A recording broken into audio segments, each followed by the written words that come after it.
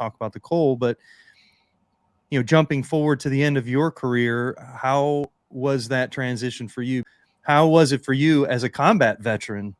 How was it for you to transition from a sailor to a civilian?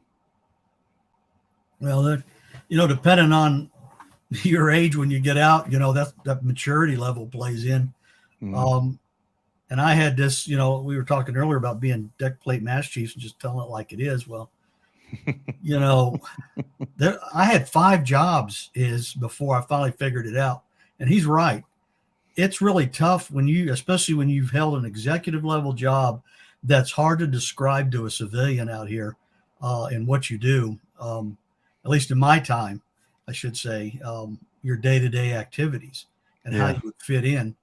And then one of the key things I found out, and I don't know if it still applies today with people getting out with especially senior leadership, but it seems that one of the jobs I had, the more info you shared, it seemed the more threatened people felt about you taking their job or taking their position, which, for us Navy, info sharing is what makes it happen. Right. But I found out in Civil Ant Fleet that that's not the case. That a lot of people took that as a threat that, hey, that guy may know more than me or is trying to work their way up politically, which was never the case for me.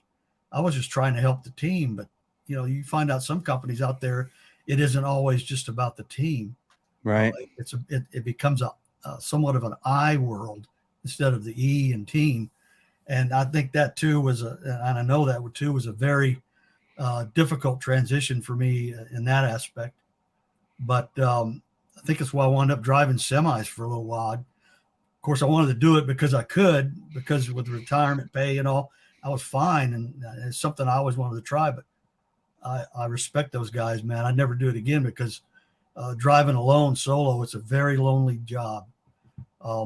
And they just don't make enough money, I think, for what they do out there even today, I'm sure, because of the dangers and it's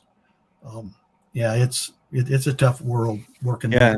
Truckers are definitely unsung heroes. I think the pandemic really opened our eyes to the types of jobs that are so important to society in order for things to continue to run. The trades, the skilled trades, or the folks like truckers, the supply chain. If one part of it breaks down, farmers, we know how important they are, but we tend to kind of forget how important those jobs are and keeping our society clicking along for